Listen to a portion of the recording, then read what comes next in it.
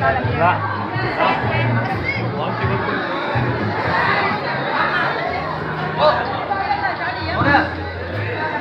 خلاص رجع على